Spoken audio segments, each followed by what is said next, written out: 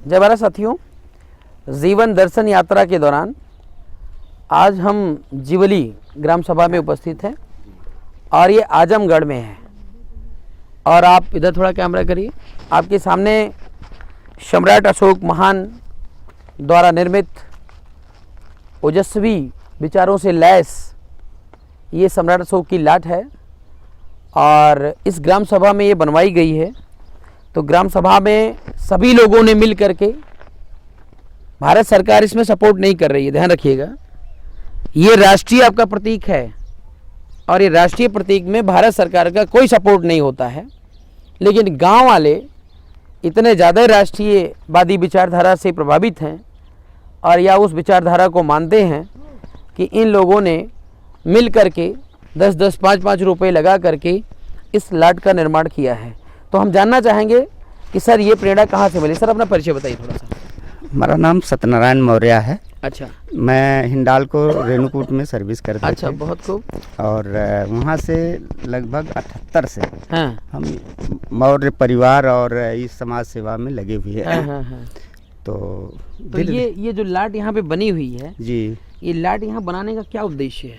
यहाँ अपनी एक सरकार अथवा गवर्नमेंट का एक पहचान है, अपनी एक वंशज का एक पहचान है। हाँ, और एक एकता होने की एक जगह है। हाँ। जी, इसी देश से अपना वंशज मतलब अपना वंशज जैसे अशोक, सम्राट अशोक ने जी केवल एक जाति के लिए काम किया था? नहीं, हाँ, यही तो है सर, सभी लोग के लिए काम अपना किया। वंशज का मतलब भारतीय समाज की बात कर रहे हैं? हाँ, भारतीय समाज के लिए। अच्छा। जी। तो ये इसको बनवाने में तो बड़ा खर्चा लगा होगा जी।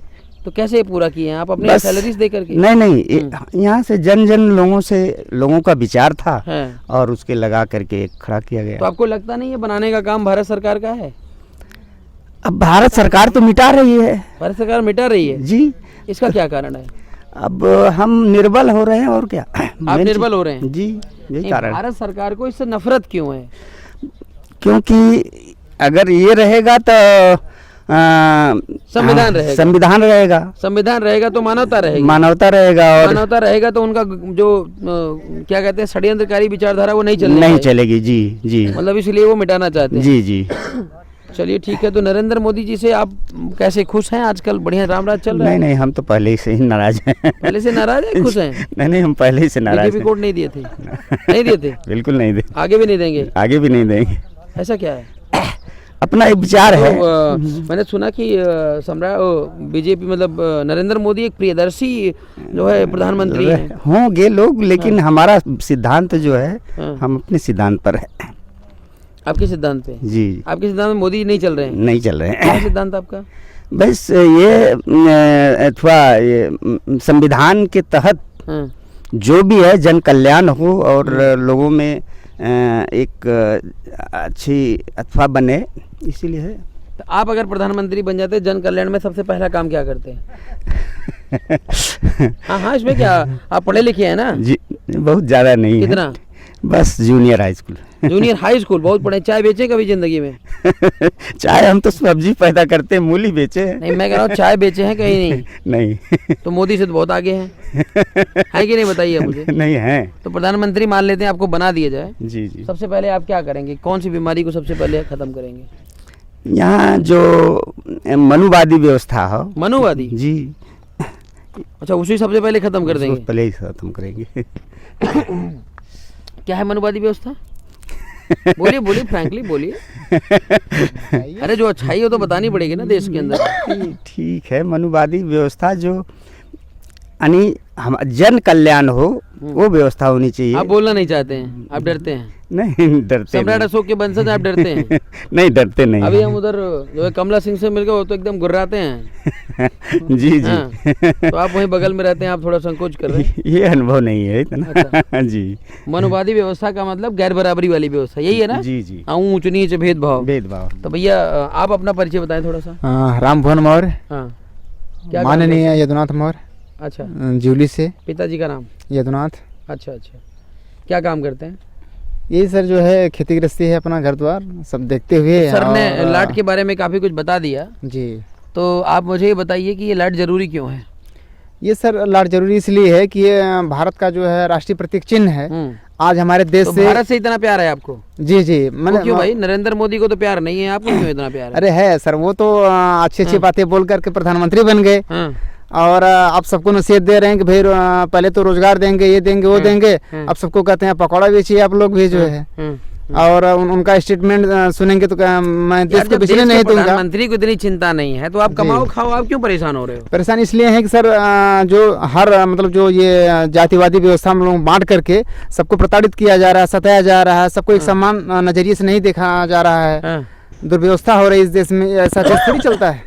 तो क्या दिक्कत है? दुर्व्यवस्था है तो मान लो जैसे मान लीजिए कपड़े धोना है तो कपड़े धोने का मोदी थोड़ी करेगा, उसको लिए धोनी चाहिए ना। वो तो ठीक है, लेकिन जो समता समानता बंधुत्व की भावना होनी चाहिए, सबको एक समान देखना चाहिए। आपको समानता नहीं मिल रही है? अरे हाथरस में ये घटना हुई, सारे मीडिया पर इसका जो है वायरल हुआ फोटो, आप देखिए उसमें कहाँ समानता मिल रहा है। डीएम एसडीएम सारे लोग जो है रात को डेड बॉडी को जला दे रहे हैं, दुष्कर्म करके। ये कोई मानवता है? डीएम ने दुष्कर्म किया? डीएम ने दुष्कर्म नहीं किया, लेकिन बढ़ावा तो दे रहे हैं लोग ना। बढ़ावा दे रहे हैं? जरूर दे रहे हैं बढ़ावा। ऐसा थोड़ी होना चाहिए। जो मतलब वो है जुर्म किया है या मुलजिम है, उसको तो सजा मिलनी चाहिए। तो आप ऐसा आजाद कोई भारत में है, गुलाम भारत में है? अभी तो भाई आजाद भारत में है, लेकिन गुलाम बना हुआ है भारत। आजाद कहाँ है अभी? हाँ, तो वही जब आजाद भारत में नहीं है जी तो फिर डेड बॉडी जला देंगे। सर मनमाना कर रहे हैं, रेप हो रहा है, मनमाना हो रहा है ना। तो आजाद भारत कैसे बनेगा? आजाद भारत ऐसे बनेगा कि समानता समता बंधुत्व सबको होना चाहिए, मतलब सबको एक समान देखा जाए, इस तरह से होना चाहिए। नहीं कि भाई तो उसके लिए क्या करना पड़ेगा? उसके लिए एक भाई ऐसी विचारधारा तैयार की जाए, या ऐसे लोगों को विचारधारा तैयार की जाए या विचारधारा है? विचारधारा है। हाँ। ऐसे लोग को जो अपना वो बनाया जाए, पीएम बनाया जाए, मैंने समता समानता बंधुत्व। बताओ, किसी का नाम जानते हो तो?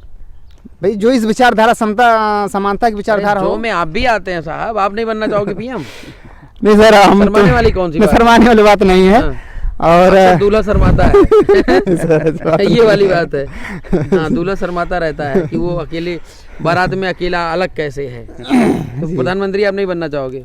क्यों नहीं बनना चाहेंगे? अगर चाहेंगे तो हाँ, ऐसी थोड़ी है कि नहीं बनना चाहेंगे। तो मतलब समतामूलक समाज की स्थापना कर दोगे आप? जी, विचार है सर अपना किस तरह का हो। जी, सम्राट अशोक जिस समय उनका जो शासनकाल था उस तरह से होना चाहिए। पूरे अखंड भारत को उन्होंने जीता था, इस तरह से बनाया था। अरे सबको जैसे उनका ये बराबर का अधिकार सम्मान मिलता था, सबका सम्मान मिलता था। सोने की चिड़िया थी, सोने की चिड़िया थी उस समय में कहा जाता था कि भारत सोने की चिड़िया थी। तो कौन सा उस समय था? वही सम्राट अशोक का ही समय था सोने की चिड़िया। और वो कहते थे अशोक जी कि भाई मैं चाहे जिस अवस्था में जहाँ भी हूँ, अगर कोई किसी को समस्या परेशानी हो तो तुरंत हमसे तत्काल मिल सकता है। और आज के समय में क्या है, जी को सम्राट अशोक बनने से किसी ने रोका था क्या? नहीं, रोका तो नहीं था। तो क्यों नहीं बने? उनका संगठन जिस संगठन विचारधारा से है, वो अपना विचारधारा से चल रहे हैं। अच्छा जी, तो बुद्ध को तो वो भी मानते हैं यार।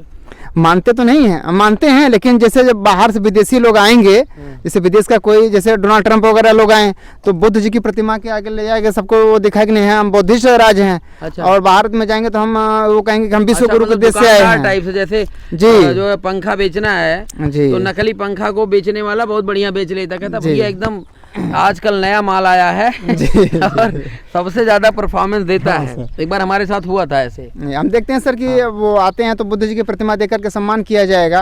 और जब अपने यहाँ फिर वो लोग चले जाते हैं तो फिर राम राम होता है। ठीक है, राम हो, अच्छी बात हो, लेकिन यह है कि जो राम के राज में होता था होना चाहिए, लेकिन सबको एक समान देखना चाहिए। नहीं कि भाई अपना वो तानाशाह की तरह के चलिए और सबको असुविधा महसूस हो।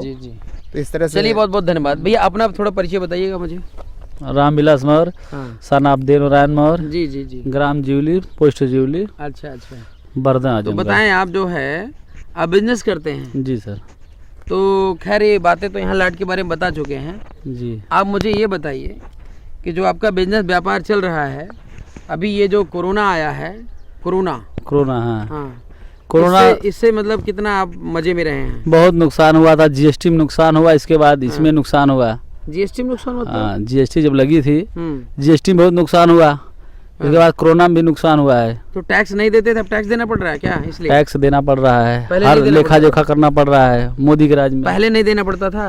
देना पड़ता था, बहुत कम था। अब हर चीज पे, हर पन्ने पे, हर उन्होंने तो कहा तो जीएसटी लगा के जो बार बार टैक्स नहीं देना पड़ेगा, सस्ता हो जाएगा। सस्ता कहाँ होगा, सब सारा सामान महंगा हो गया है। माल मिल नहीं रहा है समय से, ये सब है। तो कोरोना की बीमारी से आप बड़े ग्रसित रहे हैं? कोरोना की बीमारी पास पड़ोस में कोरोना कोई उदाहरण मिला है जो मरा हो? नहीं, कोई नहीं इधर। यार तमाम लोग बोलते हैं कि कोरोना है ही नहीं है, फिर ये तमाम केसेज आते हैं, वो डीएम एसडीएम पॉजिटिव दिखा के जांच होती है 50 लोगों की और 75 लोगों का पॉजिटिव आ जाता है। नहीं इधर और तो कई कुछ लोगों नहीं की है। किडनियां भी निकाल बेच रहे हैं। नहीं इधर तो है ही नहीं है, कुछ हाँ। कुछ नहीं है, मतलब है नहीं, अफवाह है खाली, सब अफवाह है। हाँ। तो साहब एक दिन दुकान अगर बंद रखते हैं तो आपका कितना नुकसान होता है? एक दिन का बंद होगा तो 5-10 हज़ार का नुकसान होगा। 5-10 हज़ार। और कितने महीने दुकान बंद रही है? अब तो महीने में कम से कम नहीं, फरवरी से नहीं, मार्च से हुआ है। अरे कम से कम 5 महीने बंद था। हाँ 5 महीने तक लगभग बंद था। 5 महीने बंद बीच में था। हम लोगों का खुला था, बीच में अरे खुला वो था, खुला वही ना 2 खुला घंटे 4 बराबर घंटे था। खुला था, खुला ना खुला बराबर था। उसके बाद था तो 5 महीने का मतलब 5 से 15 150 दिन, और 150 को 10,000 से गुणा कर दीजिए, इतने रुपए का नुकसान आपने उठाया है जी। मतलब एक दुकानदार, एक बहुत छोटा मोटा जो बिजनेसमैन है, उनको इतना नुकसान हो रहा है। तो अगर देखा जाए पूरे देश की जो अर्थव्यवस्था है वो कितना नुकसानदेह में जाएगी, बहुत है नुकसान ना? हुआ जी, बहुत तो नुकसान भारत की जीडीपी अभी शून्य हुई, मेरे हिसाब से यही मेन कारण था, जी। हैं? जीडीपी शून्य है ना? तो वैसे सर आप मुझे बताइए कि ये जो उठापटक चल रहा है, उल्टी सीधी एक्टिविटी हो रही है, तो इसके समाधान के लिए क्या तरीका हो सकता है? समाधान के लिए वही लॉकडाउन खोल दिए हैं, धीरे धीरे समाधान होगा। भाई भारत 20 साल से 30 साल पीछे चला गया। हाँ, ये बात तो फैक्ट है, एकदम पीछे चला गया वो। नहीं तो राजनीतिक दशा को कैसे सुधारना चाहते हैं, ये बताइए मुझे। राजनीति में इंटरेस्ट नहीं है आपका? नहीं है, क्यों नहीं है, इसमें जो है कि थोड़ा बहुत है, थोड़ा बहुत है। पूरा इंटरेस्ट बना लीजिए। देखिए जब हम जन्म लेते हैं तभी राजनीति शुरू हो जाती है हमारे साथ। धंधा व्यापार करते हैं। अब वो बात अलग है कि हम राजनीति नहीं करते हैं, पीछे हम नहीं पड़ते, लेकिन राजनीति हमारे साथ शुरू हो जाती है। जैसे जन्म लेते हैं वैसे राजनीति शुरू हो जाती है, और करने वाले दूसरे होते हैं। जी। और हम लोग कहते हैं हमें राजनीति से कोई लगाव नहीं है। बच्चे कितने सर आपके? 3 बच्चे हैं। तो पढ़ते लिखते हैं? हाँ, छोटे बहुत हैं? नहीं भी छोटे नहीं है, एक तो अच्छा, बड़े हो गए हैं। 18 साल हो गया है। अच्छा, किस क्लास में पढ़ता है? वो बनारस पढ़ता है, नीट की तैयारी कर रहा है। अच्छा, नीट की तैयारी कर रहा है। हाँ, एक हाई स्कूल में पढ़ता है, एक में अभी 8 में पढ़ता है। हाँ। तो अपने बल पर है किसी भगवान के बल पे? अपने बल पे भगवान कहाँ से आ जाएंगे, भगवान कहाँ से? अपने बल पे पैसा लगा रहे हैं, पढ़ा रहे हैं, इसको पढ़ रहा है बढ़िया। लेकिन आप श्योर हैं कि ये बीजेपी सरकार में बच्चे की मतलब सिलेक्शन और नौकरी मिल सकती है? नहीं, तब भी आप उम्मीद लगाए हैं? उम्मीद लगाए हैं। तो अपनी सरकार बनाओ ना, फिर तो 100% सिक्योरिटी है। अपनी सरकार जब एकता हो तब न बनेगी। एकता हम आप है ना, 3 हो गए, 1 2 3 4 5 ऐसे सब मिल करके धीरे धीरे एकता बननी शुरू हो जाएगी। तब ना, एकता तो बनी नहीं पा रही है। तो एकता बनाने के लिए आप प्राथमिकता दे रहे हैं? एकता बने। चलिए ठीक है, हमारी भी तमाम नेताओं से और तमाम उन, अब क्या बोलूं, मेरे मुंह से उल्टा निकलता है, जो भटके हुए नालायक नेता हैं, उनसे भी मेरी अपील है कि वह सब एक हो जाए। समाज बहुत बिलख रहा है और तमाम सारे युवाओं का जो भविष्य है वो खतरे में है ना? जी। चलिए, बहुत बहुत धन्यवाद सर।